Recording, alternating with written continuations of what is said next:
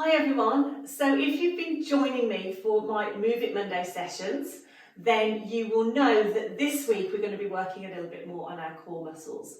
So I wanted to talk a little bit about the core muscles before we do the session, just to give you a few little tips.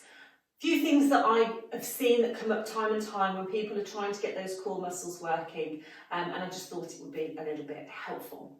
Now, if you haven't seen the Move It Monday sessions, there's 3 sessions already working in standing, so go back and check those out. They should be on my Facebook page, or if you're watching this on YouTube, then they will be on our YouTube channel as well, so you can access those working, as I say, on our flexibility and a little bit on our balance.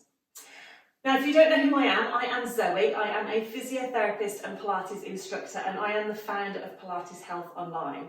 And Pilates Health Online is all about helping women to get back into exercise, to manage those aches and pains so that you can do the things that you want to do.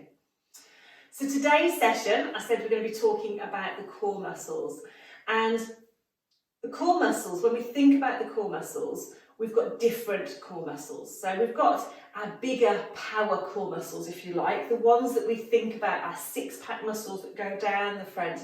And then we've got our deeper core muscles. Those sit underneath and they attach around the spine a little bit more. They're not necessarily smaller muscles, but they have the attachments so that they can stabilise a little bit more everything, and they can look after our back while we're doing other movements. So the muscles work in different ways. We've got muscles that are designed to produce more force, more power. So those muscles, like our six-pack muscles, are designed to work for a short amount of time and designed for strength. Now, our deeper core muscles are designed to work at a lower level in the background, but they are designed to work for a long time. So they're sort of our endurance muscles. Now, the reason that I'm telling you this is that if you try and really pull everything in and really pull in those core muscles, so sometimes we hear the terms, pull in the tummy or suck in the tummy or things like that, that tends to make us want to pull everything in and have that sort of strong contraction.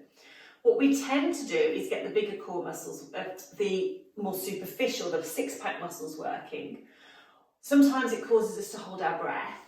But also, if we're getting those deeper core muscles working, we're getting them to work quite strongly. So they're going to get tired quickly, they're going to fatigue, because that's not what they're designed to do. They're designed to work at a low level in the background all day to support our spine and to support our muscles. So the first thing I always say is that when you are trying to activate those core muscles, don't think about pulling everything in.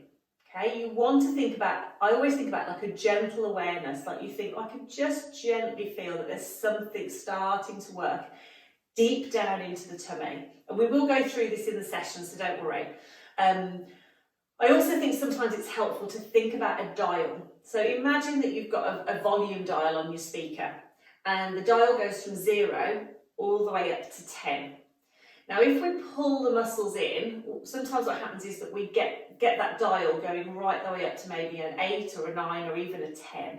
And as I say, that's way too much of a contraction. So what I tend to think about is if you think about that dial, imagine that you're just trying to draw in very gently till you feel that dial going to about a number 2 and then just relaxing. So it's that gentle awareness rather than that big pulling in movement, and then coming back. And as I say, don't worry, because I'm going to talk you all through this during our Move It Monday session on Monday. But that is what we're going to be thinking about. So when I talk about the dial, thinking about that sort of 0 to 10, we're just going to that gentle moving in. The other thing that I tend to find people do, and all these things are normal when you're getting started, so I don't want you to worry about it at all, but these are things that I've noticed tend to happen. So if I can give you that little bit of feedback before you get started, you'll know what to look out for, is holding your breath. So the biggest thing we tend to do is we try pull in and then hold our breath, do the exercise and then breathe out. So while that is completely normal and an automatic reaction, it's not helpful, because it's a bit like trying to drive with your brakes on. So you're trying to move, but everything's trying to keep you still, and it's really, really hard. The other thing is that our diaphragm, which is the dome-shaped muscle that helps us with our breathing, actually works with your pelvic floor. So as we take a breath in, our pelvic floor goes down a little bit, but as we breathe out, our pelvic floor gently draws up and those muscles gently start to work. So if we're breathing out when we're doing the movements, it works with our pelvic floor muscles and it helps to stabilise a little bit through our tummy, and that happens automatically. Whereas if we're holding our breath, then we don't tend to get those muscles working as effectively. So work on your breathing, making sure, most importantly, that you're not holding your breath. So again, I'm going to go through all this with you in the session, but those are the things to look out for. So one is that you are not trying to pull everything in. It's that gentle drawing in, about to that number 2 on the dial. So it's really just till you think, I think I can feel something gently working. If you can really feel it, you're probably working too hard. The second thing to watch out for is that you are not holding your breath. So you are breathing out as you're doing the movement. I will be giving you the cues, so don't worry. But looking, as I say, making sure that you're not holding your breath. If you are, a little tip is to try and count out loud while you're doing the exercises, because if you're counting, then you can't hold your breath. It's really hard to talk and hold your breath. So again, you're doing these exercises at home, so no one can see you. So have a go at counting out loud, and that sometimes is enough to just sort of help you to breathe normally as you're doing the exercises. Now, I've probably made that sound really complicated, and I hope I haven't. So first thing is, do not worry, I will talk you through everything. What we're wanting to do is to get those deeper core muscles working automatically in the background just to support the spine, and we wanted to be able to breathe normally while we're doing it.